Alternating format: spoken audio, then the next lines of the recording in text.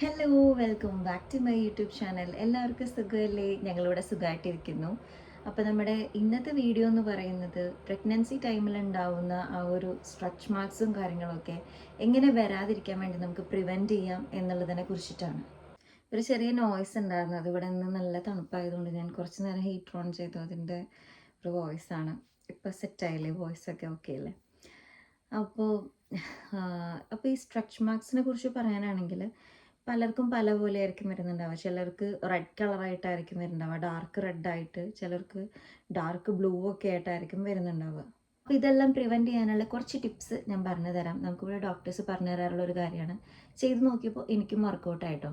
അതിൽ first thing എന്ന് പറയുന്നത്, ഈ ഒരു പ്രഗ്നൻസി ടൈമിൽ നമുക്ക് 8 മുതൽ 12 കിലോ വരെ മാത്രമാണ് വെയിറ്റ് കൂടാനായിട്ട് പാടുള്ളൂ. ഓവർ വെയിറ്റ് ആവുമ്പോഴാണ് ഈ സ്ട്രെച്ച് മാർക്സിൻ്റെ അളവും കൂടി വരുന്നത്.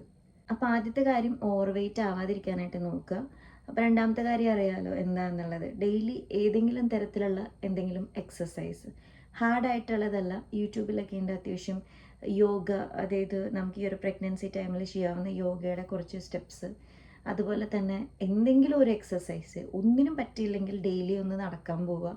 അപ്പോൾ എന്തെങ്കിലും ഒരു വർക്കൗട്ട് നമ്മുടെ ശരീരത്തിന് കിട്ടുകയാണെങ്കിൽ ഈ ഒരു സ്ട്രെച്ച് മാർക്സ് ഒന്നും നമുക്ക് ഒഴിവാവാം. മൂന്നാമത്തെ കാര്യം എന്ന് പറയുന്നത് നല്ലപോലെ വെള്ളം കുടിക്കുക. ഞാൻ കഴിഞ്ഞ വീഡിയോയിൽ പറഞ്ഞിട്ടുണ്ടായിരുന്നു, ഡെയിലി ഒരു 2 ലിറ്ററെങ്കിലും വെള്ളം കുടിക്കാനായിട്ട് ശ്രമിക്കുക. എത്രത്തോളം വെള്ളം കുടിക്കുന്നു അത്രത്തോളം നല്ലതാണ്. സ്ട്രെച്ച് മാർക്സ് ഒഴിവാക്കാനും ഇത് നല്ലൊരു ഹെൽപ്ഫുൾ ആയിട്ടുള്ള ടിപ്പാണ്. നാലാമത്തെ കാര്യം എന്ന് പറയുന്നത്, ഈ ഒരു പ്രഗ്നൻസി ടൈമിൽ നമുക്ക് അപ്ലൈ ചെയ്യാനായിട്ട് കോക്കനട്ട് ഓയിൽ വളരെ നല്ലതാണ്. അതുപോലെ ഞാനിവിടെ യൂസ് ചെയ്യുന്നത് കോക്കനട്ട് ഓയിലും യൂസ് ചെയ്യാറുണ്ട്. സെറ്റഫിലാണ് ഞാൻ യൂസ് ചെയ്യുന്നത്. ഈ ഒരു ടൈമിൽ നമുക്ക് യൂസ് ചെയ്യേണ്ട ചില പർട്ടിക്കുലർ ലോഷൻസ് ഉണ്ട്. അപ്പോൾ ഈ ഒരു പ്രഗ്നൻസി ടൈമിൽ ഇത് രണ്ടും വർക്കൗട്ട് ആവും. ഇത്തരത്തിലുള്ള ലോഷനുകളാവട്ടെ കോക്കനട്ട് ഓയിലാവട്ടെ രണ്ടും ഹെൽപ്ഫുൾ ആയിരിക്കും. അഞ്ചാമത്തെ കാര്യം എന്ന് പറയുന്നത് ഫാസ്റ്റ് ഫുഡ് ഒഴിവാക്കുക എന്നുള്ളതാണ്. ഈ ഒരു പ്രഗ്നൻസി ടൈമിൽ നമ്മൾ ചെയ്യേണ്ട ഒരു കാര്യം. എസ്പെഷ്യലി നമ്മൾ ഈ പിസ്സ, ബർഗറൊക്കെ അങ്ങനത്തെ ഫുഡുകൾ, നൂഡിൽസ് പോലെയുള്ള ഫുഡുകളൊക്കെ ഒഴിവാക്കുന്നതായിരിക്കും ഈ ഒരു ടൈമിൽ നല്ലത്. ജങ്ക് ഫുഡ് നമ്മൾ കൂടുതൽ കഴിക്കും തോറും ഇതുപോലെ തന്നെ ഓവർ വെയിറ്റ് ആവാൻ ചാൻസ് ഉണ്ട്, നമുക്കറിയാലോ.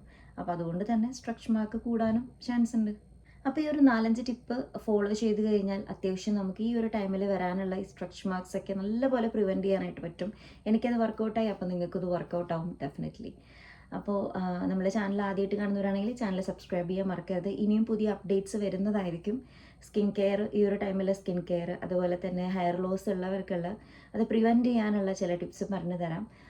അപ്പോൾ നമ്മളുടെ അടുത്തൊരു വീഡിയോ ആയിട്ട് വീണ്ടും വരാം. അതുവരയ്ക്കും ടാറ്റാ.